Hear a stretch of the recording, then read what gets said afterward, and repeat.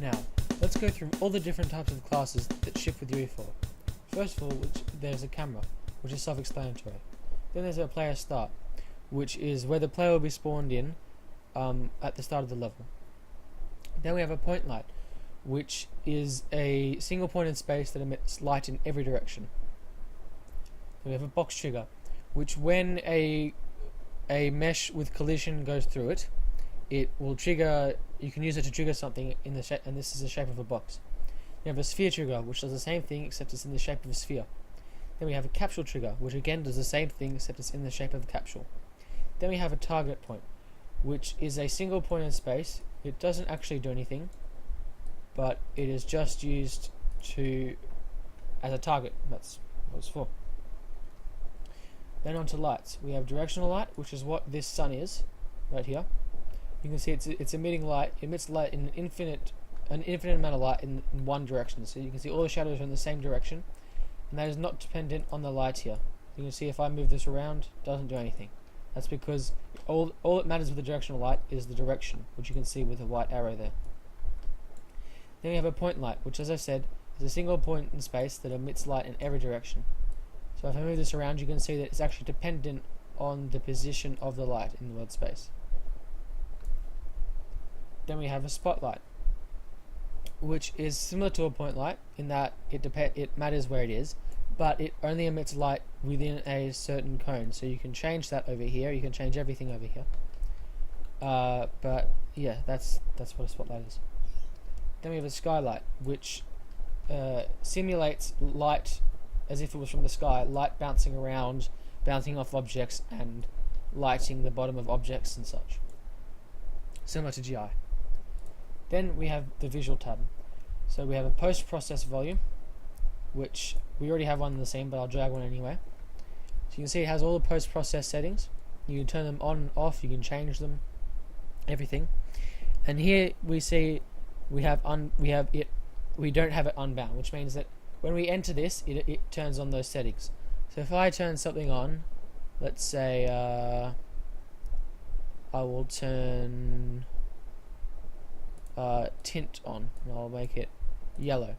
So we already have one in the scene, which is the global one. So you can see if I go down here, it's unbound, which means that everywhere that when you are everywhere except in another post-process volume, then that one will be applied. But if we go in here, we go down here and we have blend weight on 1, and when we go in here, you can see it turns yellow because I turned the tint to yellow. You can see it smoothly fades in. So this can be used, well, not this, but you would change the settings, and you could use it for when you walk into a cave, it gets darker. You could use it for anything like that. Then we have atmospheric fog, which, as it says, it simulates atmospheric light scattering, so light bouncing off particles in the air. You won't see much of a change if I put it in here, but it can be used to good effect. Then we have exponential height fog, which simulates fog that it gets denser as you go up. So you can see if I turn density up, if I put it on, say, 1, and I go up, then things will get foggy. If I change some of the settings, it will get foggy. But yes, that can be used to simulate fog. So it's very good for distance, for large landscapes. You have sphere reflection captures, which they get a reflection. They look around the whole scene. They get all the light that comes from the whole scene and that hits this point in space, and then they project that onto things that have a reflection on it. So you can see if I move this around, the reflections will change. You can see there because it is reflecting different things, and then that is getting pushed around the level.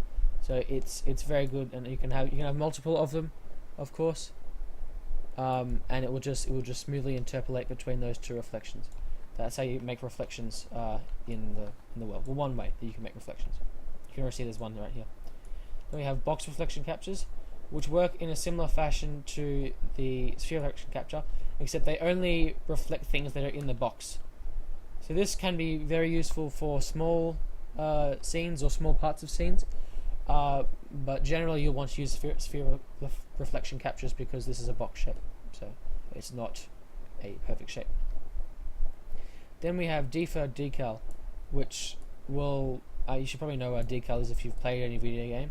It projects an image onto the ground. Right now it's projecting the default image, which doesn't look very nice, but you can use this to, if you wanted like blood on the ground or something like that, you would use this. Then we have VSPs. So these VSPs are meshes that when you put them in the scene, they join together, and they create an actual mesh themselves. So while I'm putting all these are actually turning into one mesh, and I can export it as a .fbx mesh if I want to. And you can also apply materials. So if I just quickly go to the materials, I can just drag on a material to a face. You can see it gets applied to the face. Select all those. Back to modes. So that's what BSPs are. You can also have subtracting BSPs. So if I put a box in here as an add, also it automatically applied the material that I currently had selected. That's why it's got the rocks on it.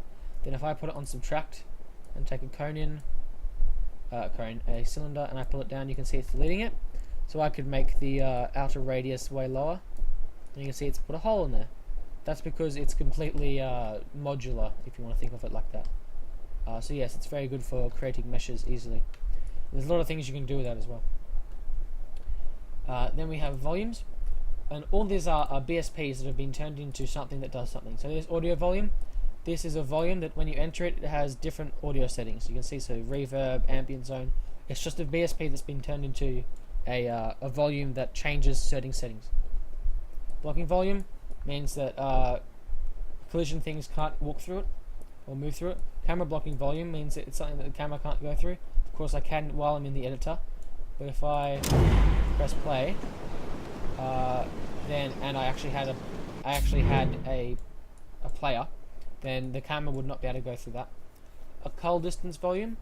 This culls things that are outside the distance. You can see here the two different distances. So this can be used to cull things that are really far away from you. You would probably never need to use this. A kill Z volume means that if something hits this, it will get killed or destroyed if it's got physics and if you enable it. Level streaming volume is a volume for streaming a level. It's pretty self-explanatory. Light mask character indirect detail volume. I mean, you can hover over these things. Control Alt to learn more. You can click on documentation. But really, you'll probably never need to use this, so you don't really need to worry. But again, you can look at the documentation if you want to find out, or you can click on that there. Light mass importance volume. This is used for when you're calculating light mass, which is again GI. It's similar to GI. This can be used to tell the processing of the light mass what parts of the scene are actually important and what parts aren't. So it will prioritize the parts that are shown as important by the light mass importance volume. Navmesh bounds volume. This is a volume that is the bounds for Navmesh. So for if you want AI but you don't want them to go through a certain part, then you can use this. Navmesh modifier volume. It modifies a Navmesh. Pain causing volume. Unreal Engine 4 has a built-in damage system. It doesn't actually apply damage or have damage settings or anything. It's just it has a built-in messaging thing, so you can tell something that's been hit and send a damage amount and a damage type. It has a built-in thing, so you can use this as part of that. Physics volume, a bounding volume which affects active physics. It like it says, it affects active physics. So yeah. Post-process volume, already covered that. Pre-computed visibility override volume. So if you want pre-computed visibility, which is it pre-computes what is actually visible to the player and what isn't, then you can use this. Pre-computed visibility volume, same thing except the override overrides that. And a trigger volume is again a trigger, but this is just a box. It doesn't actually have a shape yet. Then there's of course all classes, which has a lot more stuff, but I'm not going to cover that now because it has many other things as well. Anyway, so I hope you enjoy this tutorial, and if you want to learn more, then please join me in the next tutorial for Unreal Engine 4.